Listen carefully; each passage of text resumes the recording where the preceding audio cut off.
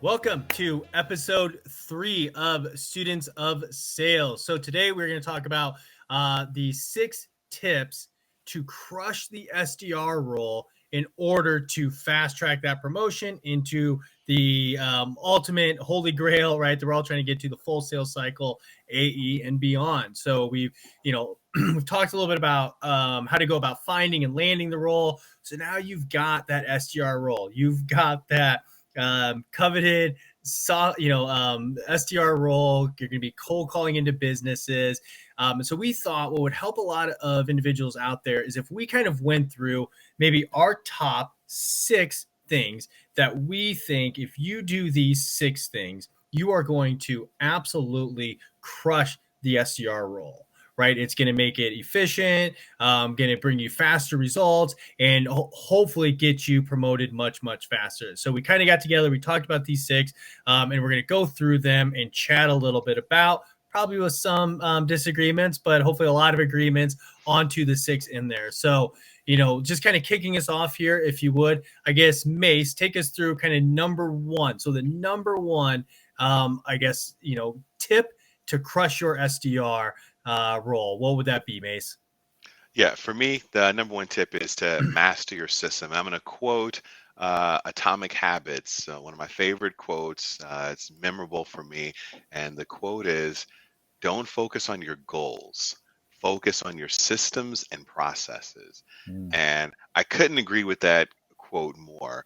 When you're coming into this SDR role, the last thing you want to do is wing anything. You want to have a repeatable, measurable system in place from the moment you walk into the office, or you sit down in your bedroom or in your living room if you're working remote.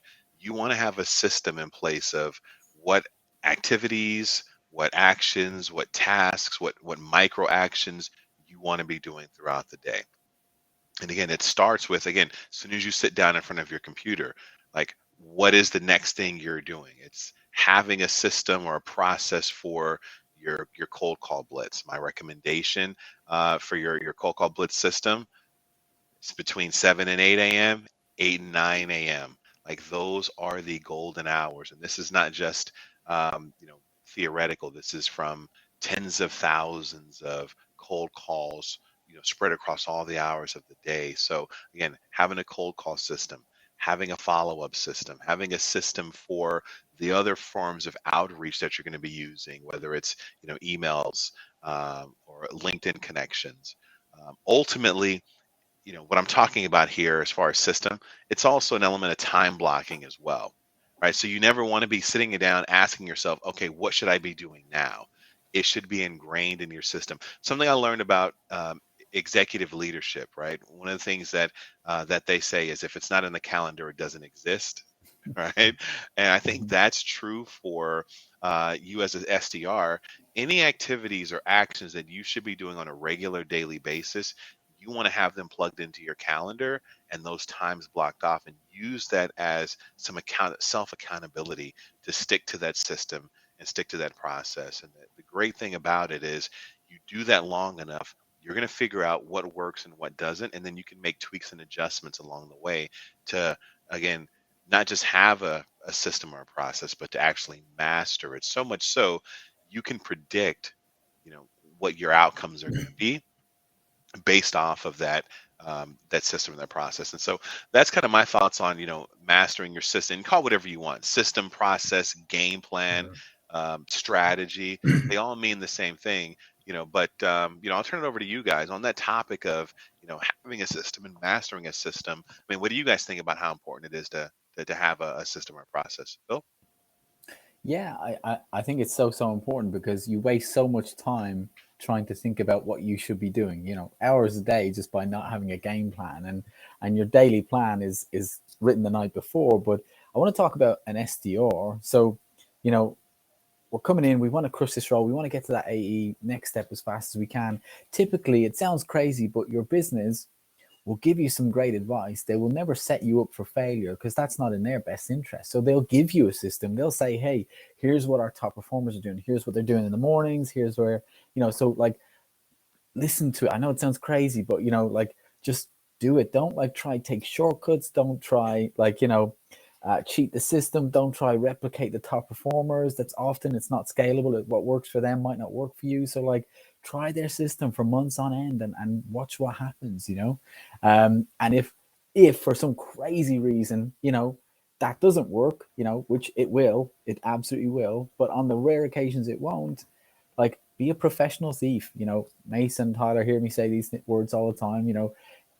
I very rarely I've come up with good ideas or great quotes or anything like that. I've always stolen them. I'm a professional thief for a living, so like steal those top performers, their contents, mirror what they're doing, how are they spending their time. So what is their process? So absolutely, success is process driven. It is not luck, and I absolutely believe wholeheartedly in having a system, Mace. But that's kind of my thoughts. But Tyler, love it.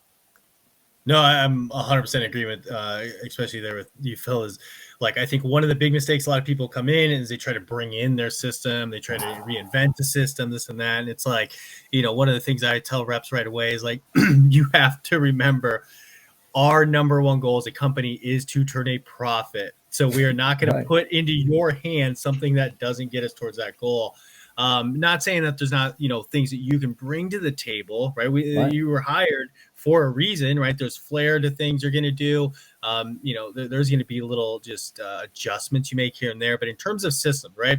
First, master the system you're given. And if you aren't, right, if you're in a situation, definitely, check out Students of Sales. We've got, we're going to have, some playbooks and stuff on that. Reach out to some other people. There's all kinds of influencers. And I do promise you, most of them, they're willing to lend a helping hand. You're just starting out. You're like, hey, can you give me, this and that? You'd be surprised how many people, that's why they got to the top, because they love helping people.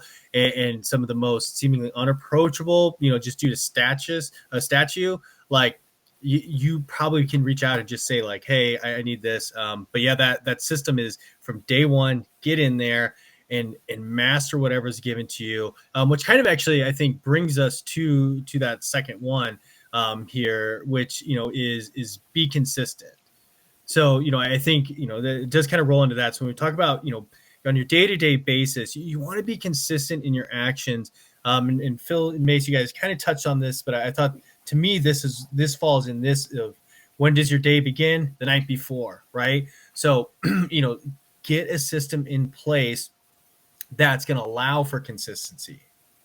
So when you come in every single day, you want to hit your dials early and you want to be consistent, right? I don't care if there's an email in there that you think you need to respond to right away. Like your time, right, in your system, if you're not implementing that system on a daily basis, if it's not consistent, it's going to fall apart. And then what's going to happen is you're going to blame the system. But it wasn't the system that let you down, right? It's like if you want to, like you say all the time, right? If you want to lose weight, eat less, right? Well, if you're not, and losing weight and you're not eating less, it's not that system didn't work. And that's where I think a lot of salespeople will get into trouble. And I certainly get in trouble with the other one, but once that system's in place, you have to execute it consistently with your attitude, with your effort, with your behaviors. I'm sure the stuff Mace, you're more, I think, if I'm being honest, I think master on those kind of things. So talk us through that. What are your thoughts on the consistency piece of it?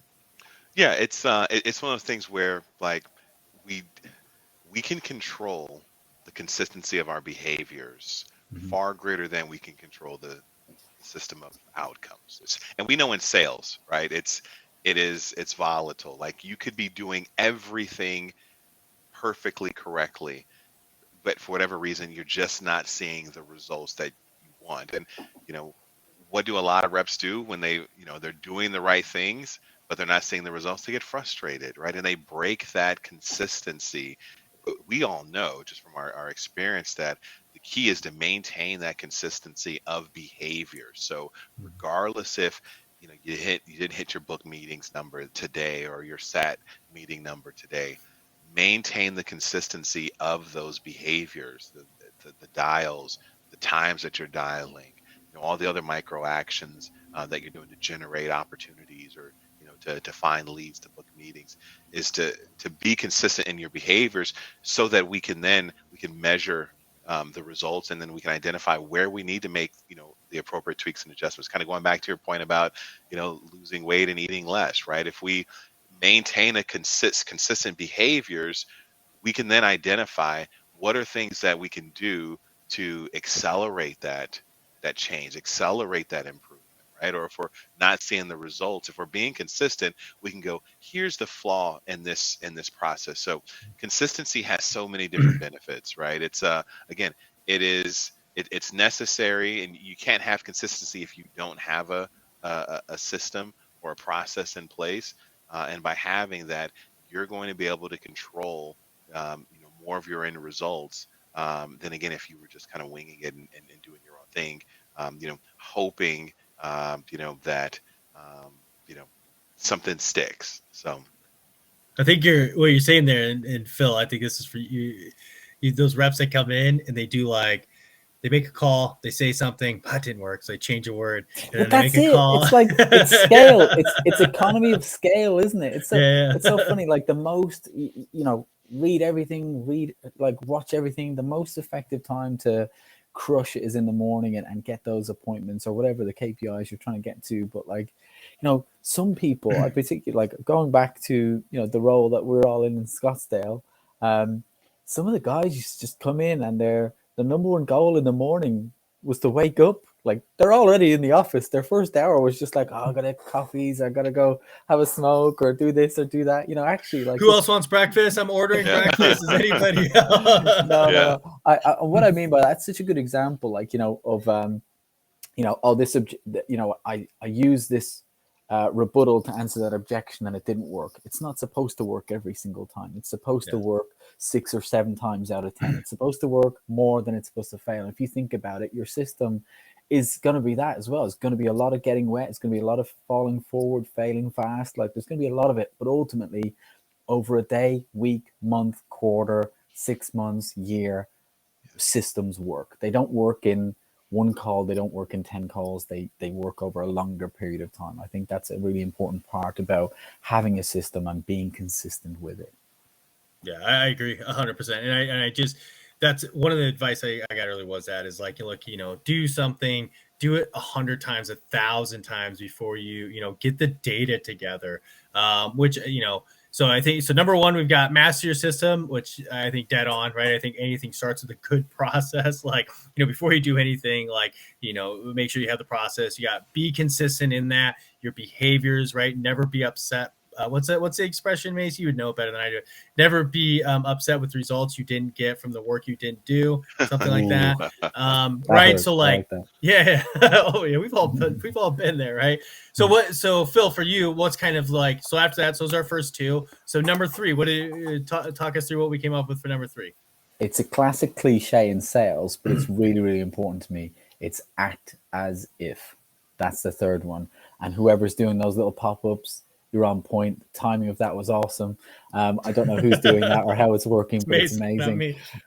So yeah, I mean, act as if. You hear this expression in sales, you've heard it in the movies, you've probably read it in the books as well, but like, act as if when you're making a call, the person on the receiving end of that call has no idea. That could be your first pitch. It could be your 10,000 pitch. They have absolutely no idea. So act like you are a pro at what you do. I know, and I had a big, I didn't know what imposter syndrome was when I first started in sales, but I absolutely had it big time. I was so nervous. I was afraid of every call. I was afraid of the phones. I was afraid of the customer hanging up on me, all of that stuff. But like, you just got to go in with confidence. Here's a question for everybody making calls right now. What would your owner sound like if they were cold calling right beside you? What would their delivery be? What kind of confidence would they have? How would they handle objections? They probably laugh when they get objections. They probably just like smooth their way in around the call and stuff like that. So you got to act as if you are an absolute pro. You got to act like, the customers like, oh, thanks so much for that, for sharing your thoughts on that, Michael. But here's why actually this is different. This is the thought process that you should have. So just that confidence, because there's a great notion that like they can smell fear.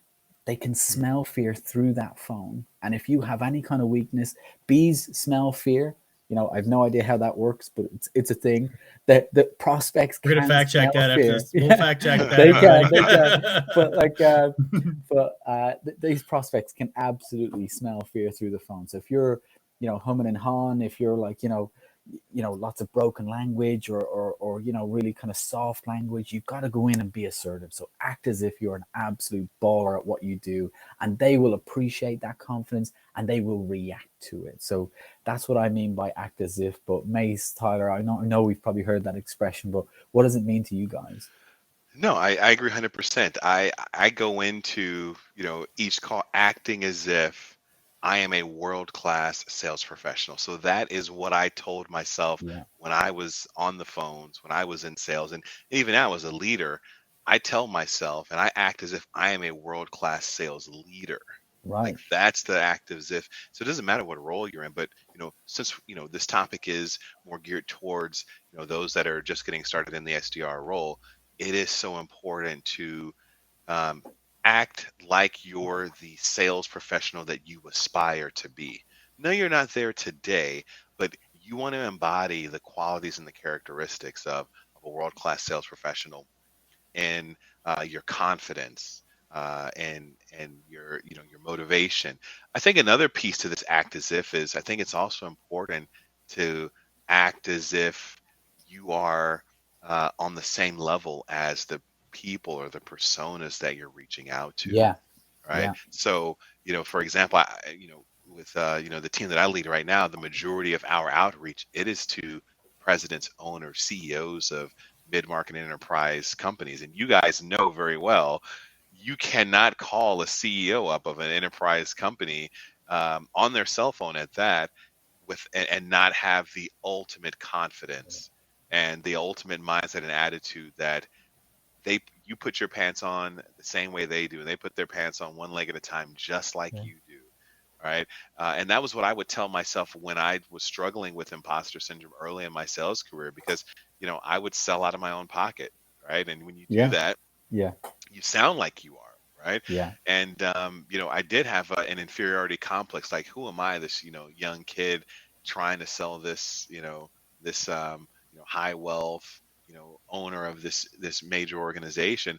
But eventually I realized, listen, they eat, sleep, and just like everybody else does. They put their pants on one leg at a time. And when I believed and accepted that, and I started acting as if, I were on their level, it changed the way that I performed, in my role. And so, yeah, this whole attitude and mindset that you are a world-class sales professional, you belong on the phone, you belong at this table with these individuals, and you can hold your own with them. It's going to do wonders for kind of turbocharging your confidence and accelerating your Yeah. success in that role, on the way to transition to an AE. Yeah. So those It's are kind of just my the thoughts on that whole act as if. Yeah. It's just the whole psychology of it all. It's the visualization of a successful Mhm. call. You trying to tell me that Tom Brady doesn't worry about an interception on every pass? It's always in the back of his mind, but he just has to be, like visualize that perfect pass, that what he's thinking about. Because if the more he thinks about an interception, the more it happens. Probably a silly analogy, but like you think about it, the more you're worried about that customer hanging up on you or giving you that no, you're almost inviting it onto yourself. So you got to go in and act as if, I love that, just kind of, you are a world-class sales professional. And those two words mean a lot to me. Sales professional. I'm not a sales guy. I'm a fucking sales professional. Let's be very clear. We haven't had the discussion about swearing on the podcast yet, so I apologize if that's an issue. But I don't know, Tyler. Over to We'll you. cut Act that as post if. that. No, Yeah. like that to me is the biggest thing. Like, so if I, one of the, to me, the thing about sales is, and we talk about this all the time, or I made this joke earlier, so I'll stick with the same joke. You guys heard it off air, but like, you take somebody who's like my main qualification. Like if I wasn't in sales, I would, I'd say maybe flipping burgers. Like I don't know that I could even collect trash. I don't know I'd make it into the bin. Like I have a limited set of skills, right? My skill set is basically confined to being able to talk my way into an argument and then de-escalate the argument and often getting the result that I want, right? Like, and that somehow translated into a sales career. And so the point of me saying that is that when you're on the phone with individuals, right? You talk about imposter syndrome. Me personally, I hate that term because it's just insecurity. It's just another way of talking about insecurity. And we all have insecurity. Even the people you're on the phone with have insecurity. And the one advantage, right? So there's two things to it. Is like, number one is like, you have to have a vision of yourself in the future.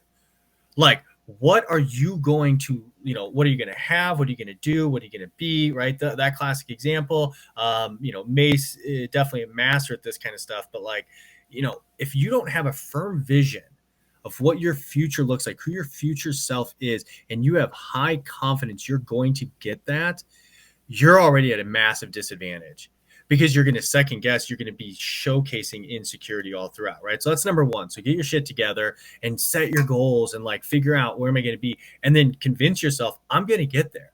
Because the moment you believe you're going to get there is the moment that everything is just a stepping stone towards that. And it's no longer, you don't have anxiety, you have anticipation, right? And if you get rid of your anxiety and you can channel your anticipation, your energy is just, so much better. And then number two, right? So your number 2 point for me is going to be like the advantage. Like, I know I would have, Mace would definitely have it. I mean, Phil, you probably got there, but a little bit, but in terms of where we started in sales of like the B2C, right? I started in B2C and I dealt with credit.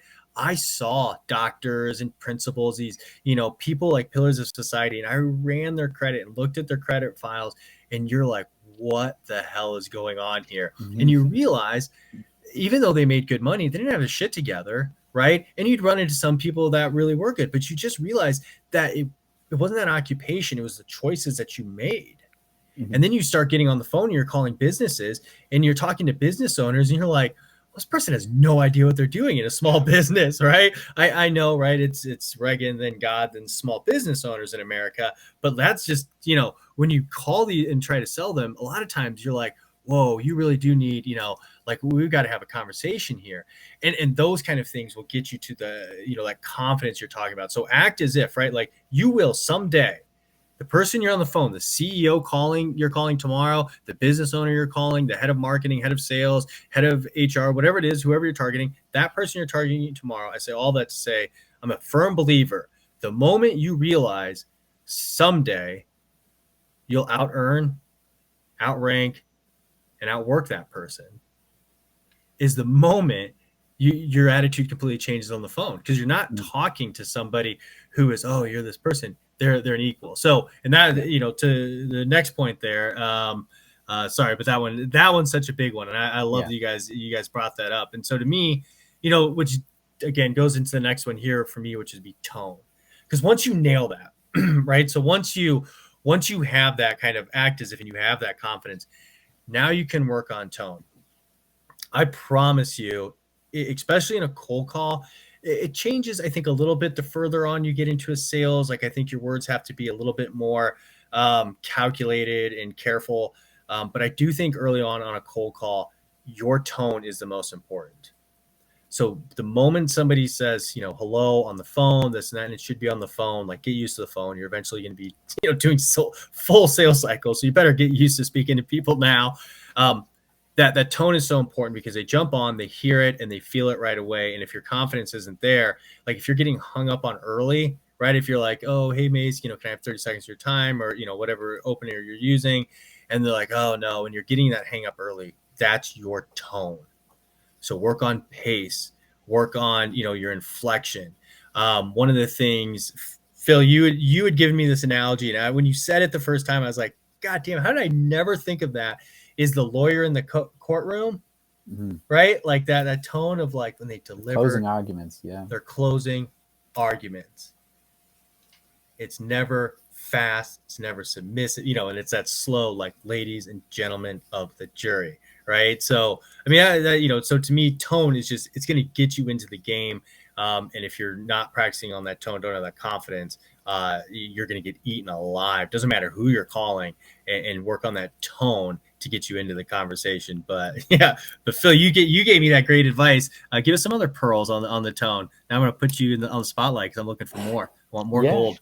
Sure. I mean, you think about it, you often hear it's not what you say, it's how you say it, and there's some Mhm. great analogies, which is I didn't say he Yeah. killed his wife. Like, so like literally the content, the tone you use can change the entire context of the sentence. But when you think about it in your offering, like you probably have that like 2 or 3 sentence pitch that kind of nails what you do, your elevator pitch. You need to have the inflections up, down, sideways, left ways, right ways, everything. You just need to have it perfect. That needs to be, as you're rolling in your sleep, you need to be able to deliver that with perfect tone. So, whatever those 2 or 3 sentences are, just get them going real, real sharp in terms of tone. How you handle objections, oh, thanks for sharing that, Tyler. Like, it's not like, well, actually, Tyler, no, I think you're, like, even just not being combative, being relaxed, being confident, like the tone. You can tell everybody about their tone. Your tone on the phone is your body language. Now, I know we're kind of, all progressing to kind of teams and stuff like that, but traditionally SDRs are more phone, email based, so they don't have the benefit of body language, but your tone is essentially your body language on the phone. So I think that's a good way of looking at it. But the other point is, we're not all blessed. I don't mean this in a bad way, but we're not always blessed with this sometimes amazing tone, energetic, confident, stuff like that. So there's a couple of people I've worked with, for lack of a better term, they've had quite raspy, low tone voices, and Mhm. they are phenomenal salesperson. There's one person I think we all know the person I'm referring to, and he's a phenomenal salesperson. And how he actually gets away with it is to offset that tone, that bring energy to life tone that he just doesn't have. And it's for science reasons, it's not for a choice. Like, it's just he sounds different. But Yeah. sometimes superlatives can offset the lack of tone. And what I mean by that is, if you can't bring energy or excitement to, the tone of your voice, sometimes just using words like, oh, it's amazing, oh, it's really exciting, it's going to be a game changer. Sometimes just buzzwords like that can almost, sometimes help you or prop up your tone. So, if you've struggled with tone in sales, maybe think about the language that you're using as well. I think that can be really important. But yeah, tone's such a massive thing. I know you're a big believer in that as well, Mace. Oh, 100%. And, I haven't been told I've got the greatest of phone voices either. But Mace, I record you and play you listen as I fall asleep. You have one of the best Yeah. sales voices I've ever met. If anybody's ever told you don't have the greatest voice, then they're lying to you. I don't right. know why they're trying to hurt your feelings, but if you tell me their name, I will track them down for you. And yeah, I'm being a little sarcastic there, but this is not without putting in the work on tone, and I think it is important to be mindful of the tonality of the types of people and personas you're going after as well too, right? So again, kind of going back to that concept of like C-level executives, like when they speak, what kind of tones are they using, right? When they're in a board meeting, when they're on a sales call, right? What kind of tones and what kind of inflection are they utilizing? And so I do think it's important to, granted, you can't mirror and match someone's voice, but I find that I make great connections with people when I can connect on a tonality level with them. Mm, So, for my guys, we have tons of conversations about, the way, C-level executives communicate, and mirroring and matching that in our tonality, in our inflection, in the words and phrases that we add emphasis to, right? To make that connection with them to, again, kind of going back to the acting as if, right? Acting as if we're on their level, and using your tone is a great way to do that. And you'd be surprised how much tonality can build rapport, can build confidence, can build trust. So this whole idea of working on your tonality as a new SDR is key. And I can remember my days in sales where when I got in the car and I was driving into the office, right? This is long before the remote days. I wasn't listening to the radio on my way into the office. I was rehearsing my demo, my script, I love my that. intro, right? So that I could get the tonality right, so that I could get the words to flow like just nice and smooth, so that by the time I got into the office, I didn't have to warm up on the first handful of calls. Like, I was ready to go. And again, a lot of that was just perfecting the tonality, perfecting the words I wanted to add emphasis to. Yeah. You know, so because a whole other thing is, right, words have power, right? Mm. And our tonality gives those words power. I mean, Phil, you had an example of that you used earlier, and so again, as a new SDR, it's one thing to have your elevator pitch or whatever structure you're using. You want to nail the tonality that's going to align with the type of people that you're reaching out to and using it on, and then also align that with the way that they communicate as well, and that's going to take your selling ability to another level as well too. So yeah, can't say it. Tone is one of those things that's forgotten, and but it is a powerful tool when You're, used correctly. you're saying that it's hard for me to listen to a further word. Now I can picture is you in your car going, "How now, brown cow?" Like getting it ready in the morning, right? Phil knows what I'm talking about there. Yeah. So, But how does uh, someone like Mace need to practice their tone? That's what I'm like. I, He just needs to open his mouth and just like it it's is there. silly It's though there. how many salespeople your job, right, like is like, yeah, it's your ears, it's your listening, all that kind of stuff, but like, look, let's be honest, your job is to influence people, right? Your job is to Mm, influence their decision making, their emotional state. Like there's a lot that goes into that. And your biggest weapon on your call, I know people say it's your ears, right, but and that is a massive, but it is your voice. That's your mm, instrument. You're conveying your message through. mm, And being able to master that, right? Being able to master your tone, and not everybody has it. I mean, I don't have it like, but you should be spending as much time on that as possible early in your days. Get confidence and then just mastering, like, again, you gave the example, and I do recommend anybody watching this go check out a video on inflection and tone. And there are things like I didn't say you're losing your hair, Phil. I didn't say, whoa! so you see my point of Careful like now. Careful now. shots fired. But the point being is by saying different words. Yeah. So, which, all right. So that was how many, wait a minute, we've gotten through a That was decent number amount there. 4. That was number So 4. Yeah. 4. So number 5 brings us to, there you go. Nail your objections. So I think, I'll keep this one short. So for me, it is, you have to have these memorized. Like you have to. It goes right into tone. The easiest advice I give to any salesperson is, well, number two, or two things. So number one is sit down. Whatever objections you're given by your company. Again, Phil brought it up earlier. They're not conspiring against you. They would like for you to be successful. So whatever objections your company gives you, take those home, memorize them, practice them. Same thing, go online, whatever. Right. And the number 2 would be this: is write down your objections.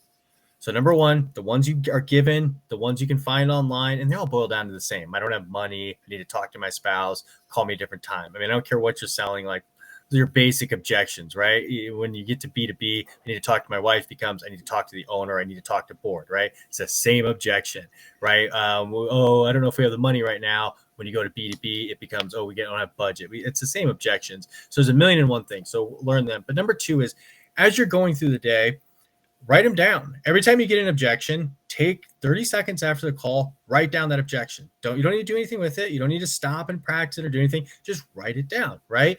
And at the end of the day, you're going to have this list of the objections you got. And you basically are going to find there's a lot of overlap between a lot of them. You're going to be able to rank them. Here's one I get the most. Here's the one I get second most, right? Again, if it's something like not interested, I will say, if you hear not interested, that's tone. That's not an objection. That's your tone. So, I firmly believe, Phil made a face this. We'll find out here in a second if he agrees. But I do think that's kind of your tone. But if you're getting the standard objections, send me an email. I need to talk to so-and-so, that kind of stuff. Write those down and then write out, like, here's what my company, gave me. Here's what I found online. Here's maybe what I'm hearing in best practices, and put something together.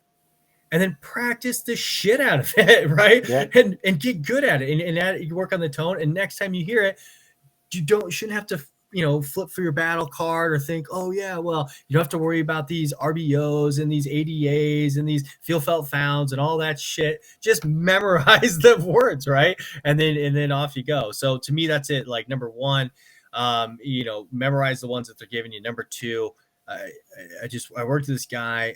He's now very, very successful, and he's actually on a Fortune's list. The guy is a cracking sales individual, and he was the first person that ever taught me this. Was just write down the objections, go home at night and practice them.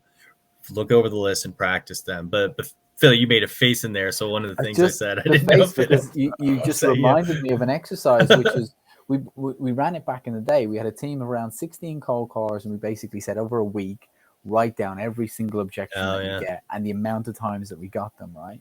And we wrote it down on a whiteboard. It actually, like, there was probably 16 or 17 objections, but anything after number 8 was just they heard once or twice. So it was like the top 8 objections, right? So what we did was we just ripped up all of our additional training. But you could ignore my dog just got sick. That's not an objection you're going to hear a lot. Right? So So we agreed on the top 8, right? We said, right, here's the top 8 that we're going to practice.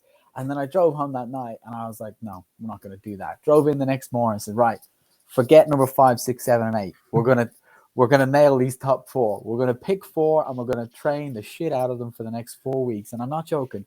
Those 16 same people booked something like an extra 40 or 50 meetings the following month just by nailing those 4 objections. So there's probably there's probably sometimes more than 4 objections that you get, but what are the main 4? And if you only focus on those 4 and just absolutely crush them, I'm not talking about memorizing them. I'm talking about more than that. I'm talking about living them, breathing them, getting the tonality right on every single word.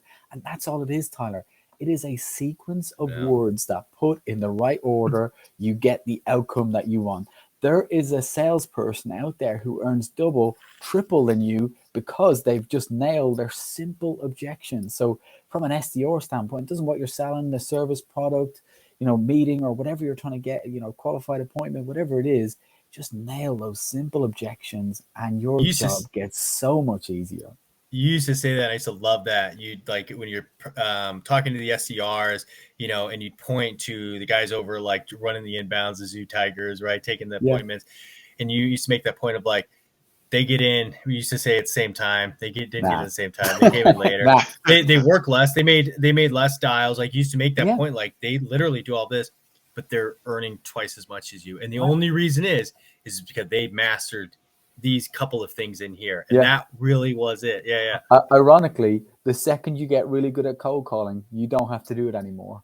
That's the real point. Like, if you hate cold calling, trust me, get real good at it and you will move out of it. Like, and I've had plenty of people motivated to get out of it. I hate it so much. I just want to be done until they get promoted so they don't have to do it. But you can't hate it. You have to love the process. You have to, in actual fact, like, believe it or not, nailing those objections is step 1 to becoming a successful salesperson. It really is. Because actually, if you think it gets easier in AE full cycle or easier in senior sales or leadership, I promise you, as an SDR, and every person on this call was an SDR at one point, it is never going to be as easy as it is right now. But what you are in practice mode for your real role. Whatever that role might be, whether it's with this company or next one or the next one, whatever it might be, you're training. And what you're training for is, can you influence someone's decision? Mm-hmm. Now, you're selling a meeting, you're not selling a product. So can you sell a free meeting? Now, most of the time it's free. And very rarely you might pay for a conference or something like that. You're trying to get someone there, but ultimately you are in training for full sales cycle role. And if you can't sell a meeting, if you can't influence someone to join a meeting about a service that sounds interesting, sounds exciting, it sounds awful, but if you're not good at that over a certain period of time, maybe it's 9 months, a year, if you haven't mastered that, I really, really question if you have the drive to make it in sales or just the skill set in general to make it. So you are in training for that full sales cycle role, and nailing those objections is absolutely one of the biggest parts of it. If you can't 100%. Make a cold call today and book in an appointment, you can't sell.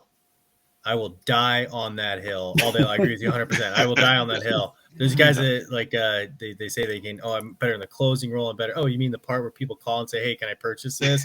You're good at that part. Like, everybody's good at that part, right? Like, that's not, agreed. That's called order taking, right? Yeah. But One of the things I always say to SDRs, and it applies no matter what role you're in, but for the SDRs, this is an audition for the next position. Mm, The SDR role, it is an audition for that next role. It's an audition for the AE role, essentially. And you're wow. right. And Phil, I remember you saying it years ago to the group that, the what will separate you from the pack is your ability to overcome objections. And it is so true, right? Yeah. That's the guy that's booking 3, 4, 5 meetings a day compared to the one or two that everybody else is.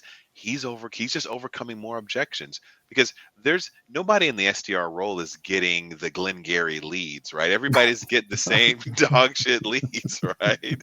Right? There's no special preferential treatment. Like everybody's getting the same old leads. The playing field is even. We've all got the same structure fundamentally, right? Now, what you do with it is, will have an impact on your performance.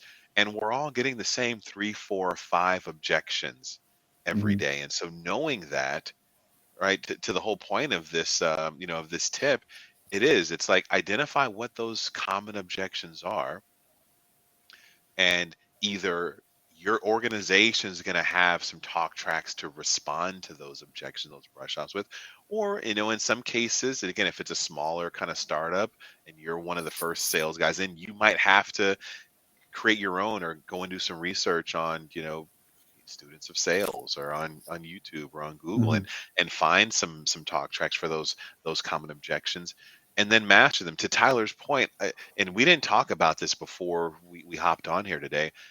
I did exactly what Tyler's talking about. I would write in my notebook every single objection I got that day. And if I didn't already have a response to it, or if the response that I was using really didn't feel right or wasn't working, Yeah. I was constantly tweaking and adjusting and coming up with responses, to those objections and mastering those responses and expecting going into each one of my calls prepared. This is another one, a Philism. Phil would talk about, like, one objection is guaranteed, right?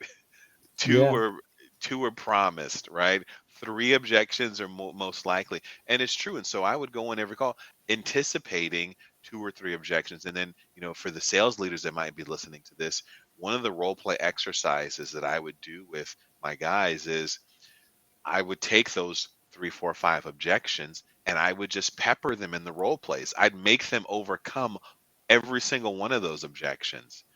So I'd hit them with, you know, send me an email. I'd hit them with, this is a bad time. I'd hit them with, I'm not interested. I hit them with, call me back in a month. All of them, forcing them to put the reps in, to work on their responses to those different objections, because it's one of those things that does require having a response, but then it's also practice, it's also repetition.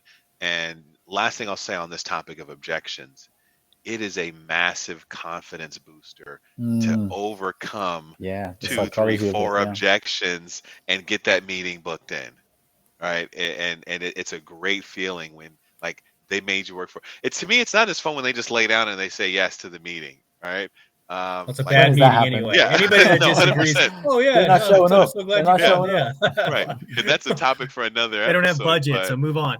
yeah, but like the ones where they make you work for it, right? You had to earn that meeting. They feel really good. It's a huge confidence booster, and it's going to make it that much easier the next time you get those objections, right? You're Yeah. going to go in with confidence, and you're overcoming with your eyes closed, your hands tied behind Yeah. your back. And so, yes, absolutely, know your objections and then nail them. And that's our fifth kind of tip. We're down to the final tip of the Well, six. Mace, you Yep. did. You take it? You take the last one, because I think you just, the way you set it up, that's right into number 6. So what's number 6? What do we have Yeah. written down here? Number 6. I love this one too, right? And it's have a short memory. And I relate this back to athletes, right? Phil mentioned Tom Brady earlier. If Tom Brady throws an interception, he's not holding on to that. Like, it's gone. Once it's over, like once that play is over, like it's out of sight, out of mind. Steph Curry, if he misses a 3 or 2 or 3 or 4 shots, he's not thinking about them. It's out of sight, out of mind. It's over. And in sales, we all know, right? 97, 98% of our interactions are going to end in some form of failure, right? No, not interested, not right now, et cetera, et cetera. And if you hold on to that and you take that into the next call, it's going to create a snowball of fear, doubt, worry, anxiety, right? And that is a recipe for sales disaster, right? Mm. And the opposite of success. And so, you get hung up on, you get cussed out, you get told no. Brian Tracy had a saying, um, some will, some won't, so what, on to the next. And Wow. I heard that early in my sales career, and that was my go-to when I got hit with a hang up or a no or not interested or got cussed out, for calling somebody. And so you got to let these calls go, and you can't take that negative energy into the next call. It's a clean slate. Every call is an unrelated event. I believe, and you got to have that kind of mindset. And I think that's part of having a bulletproof mindset is having a short memory, right? Because going in, just know you're gonna get punched in the mouth. You're gonna get your teeth kicked in, figuratively, of course, if you're in sales, and it's just it's part of the process. It's the dues Mm. that we've got to pay, right? It's the admission, right, for making it into that AE role and being a world class sales professional. You can't show me a world class sales professional that has not just been obliterated on the phones, right? And you know what? Part of their success is their ability to take it for what it was and move on to the next. And so, Yeah. those are kind of my thoughts on this whole concept of having a short memory. Tyler, I'm curious to hear kind of what your thoughts are on this this tip of letting it go. Yeah, I mean, so for me, like when you're kind of putting these together, that's why I kind of wanted this one to be last, is because like I honestly believe, in sales, if I like, especially in the full sales cycle, and I cannot stress this enough, the amount of respect I have. I mean, that's how I came up into sales. I know, I know that's how you guys came up. Like, the people that do the full sales cycle, right? They go out, they hunt, they gather, right? They clean it, they cook it, they eat it. Like, like I just have so much respect. And so, that having this short memory. So for me, like it relates back to, trust the process. Don't focus on the outcome. Trust the process, right? Master your systems, right? So our number one tip, right? So if you have, if you're doing that, it actually becomes easier to have a short memory because you're not focused on the outcome of every one call. You're focused on the process, right? But, and you're consistent and you're making the dials. You're going to talk to more people, right? One of the most upsetting things is if you're not being consistent and you have, you get wrapped up in an email or a customer, whatever, posted something. And so you're spending the 20 minutes to think of the exact right creepy way to say, hey, I saw your kid on Facebook and I hope everything is well with you. Like whatever it is that distracted you, right, from making the calls that you should have been making. So now you've got that one DM and you better convert them. Otherwise you're going to be behind your numbers on the day. And again, when you have that vision of where you want to go in life and you're confident in that, the little obstacles don't set you back, right? I have a really good friend that used to say, like, if one meal ruins your diet, you're doing your entire diet wrong, right? So, like, meaning if like that one hang up, right, ruins your day, you got bigger fish to fry in your life. Like, if Right. that's what like, topples it over. So, for me, like, yeah, there would be days it would get to me, for sure. Like you'd have that day where it's like, especially in high volume, anybody out there that does a high volume, where you're on a dialer, much love to the people out there still doing the ox in, ox out stuff. Did that, like that volume will get you by the end of the day. You get cussed out, you get this and that. Of course that will wear on you, but you've got to shake it off. You got to find a way outside of work. What are you working towards? Right? What's the bigger picture? And that's when that, because again, if you're in an SDR role, and you make the one call and they hang up on you or whatever, like, move on with your life. Like, it's, come on, like, let's go. But like, I absolutely get the days where it compiles. So for me, that having the short memory is more about focus on the big picture. step back. What's your process? Are you being consistent? What are the goals that you're working on? And when those things are aligned, it actually becomes a lot easier to not get so hung up in each and every step, each and every day. Of course, you're going to have bad weeks. You're going to have bad months. And of course, that's a little harder. We're talking about having a short memory. We're not saying ignore that and don't acknowledge that you feel that way. Of course, do. But remind yourself, why are you doing it? Why on God's green earth are you showing up every day to make the dials, to get told, how on earth did you get my cell phone that I have posted on our website? Those like, oh, you're looking at it, it's literally on your website, right? These crazy conversations. So, forget that stuff and remember, just, I guess I'll put it succinctly, say, remember, in the end, it's going to be fine. You are going to hit your goals. You are going to move forward. You are going to progress. You are going to get the promotion you want. You're going to get the earnings you want. Those things will happen for you. So forget the little blimps in the road, right? They happen to everybody, and sometimes it's bigger blimps, but just kind of forget them and focus on kind of that long run. But that's how I got through the crazy people on the phone that said some shit to me that I will not repeat on this, that I've heard on millions of calls. When they hang up on me, tell me to, I'm not even gonna say them because I'm so vulgar, but Phil, but in terms of having the short memory, right? So I'm thinking of all the perfect transition to goldfish. Flashback. I'm literally thinking of all the like hundreds of just crazy things I've heard prospects say to myself, my colleagues, SDRs that work for me, right? All those nutty things. And I'm like, yeah, you just got to forget it. You just got to forget it. But here's what's funny about it, Tyler. Here's a big question for every SDR that's listening or watching this right now. Here's a question for you. What is the name of the person that last hung up on you? The last call that you had, you can't remember their name. They can't remember your name. So what's the fucking point in stressing about it? Like, it means nothing. What's the name of the person who last honked at you or beeped at you as you're cutting them off or something like that? This thing lasts for 3 seconds. Move on, And trust me, as you progress your sales career into AE, mid-market, enterprise, like, listen, if you pitch someone for a minute and they hang up on you, okay, fine. That doesn't hurt. If you put 4-6 weeks in as a salesperson, and then they say no and say hard no, don't call me back in 3 months. It's just a hard no. That kind of stings a little bit. Now we're in the enterprise world. Now we put 6 months into something, 9 months, a year. It's a proposal worth tens of thousands, hundreds of thousands of dollars. You get a hard no, or they go with a competitor. That stings. Getting hung up on a cold call does not sting. It does not. And if you are an SDR, you signed up for it. A lifeguard signed up to get wet. You signed up to get hung up on. Let's be very clear on that point, okay? Love so that. It is just simple as a matter of, death and taxes. You are going to get hung up on. You're going to, just have a short memory, and what we mean by that is it's a good trait. Like, you absolutely obsess over the wins, the process of getting there. But when it doesn't happen, these people that you're calling, like, they don't owe you anything. They don't owe you the time of the day. It's up to your job to convince them to give you that.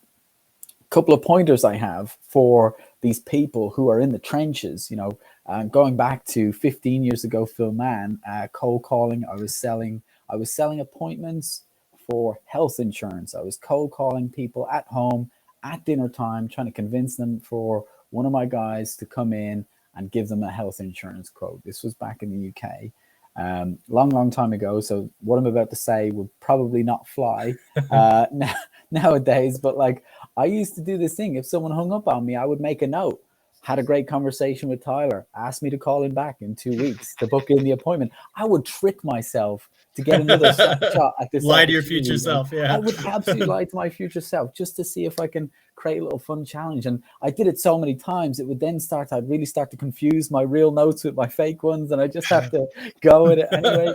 And then I used to have little hang-up competitions. There was a guy sat beside me, Brett, an amazing salesperson actually.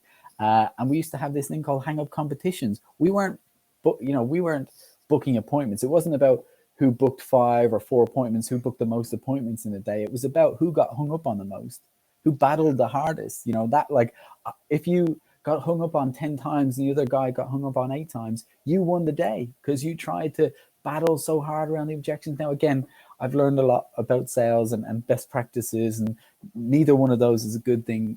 Nowadays, I wouldn't do either of those things, but just having a short memory is a really crucial skill set in sales, just to kind of, you be selective in what you choose to let affect you. That's essentially what have a short memory means. 100%. Love that. But that's So that's the 6 points. We got the 6. We got number 1, master your system. Number 2, be consistent. Number 3, act as if. Number 4, work on your tone. Number 5, nail your objections. And number 6, have a short memory.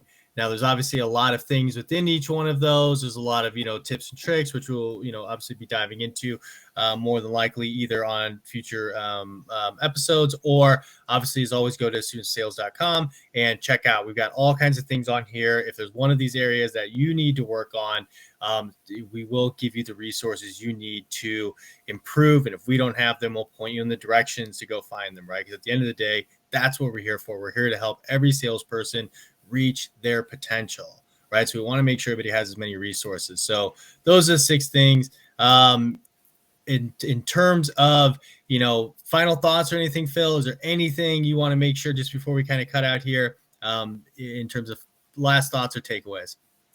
You're exactly where you're supposed to be in your sales career right now. As an SDR, new levels bring new devils. You can't get the elevator to success in sales. Crush those 6, 9 months, a year as an SDR, and just live through that experience that you're getting. It's really crucial experience, because what you're actually learning to do is handle objections and influence people. And that's a really, really crucial skill set to have in sales. So enjoy where you are, because it gets harder and harder as you progress. Yeah. And just to add to that, I would say, don't focus on, getting promoted as fast as possible. Don't focus on, hitting your revenue quota, right? Or your getting the most commit. Don't focus on those things. I'm not saying they're not important. They are, but don't focus on those things. Focus on developing the mindset, the behaviors, and the systems and processes that are necessary to be successful.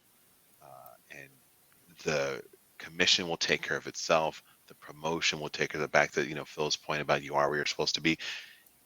When you're ready, the promotion to AE will come, right? When you're ready, maxing out your commission and the comp plan, it will come. So focus on developing these skills and these abilities, and, mastering your process, and everything else will take care of itself.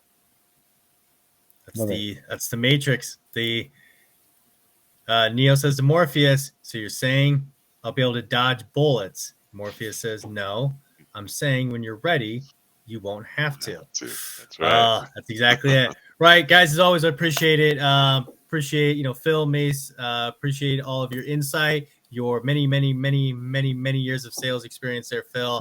Mace, you as well. To everybody watching, thank you so much. Really appreciate the support. Do not forget to subscribe, and absolutely go to studentsofsales.com and check out our content to help you master each one of these steps that we talked about today. All right, thanks. Awesome. And may your pipelines always be full. Cheers. See ya.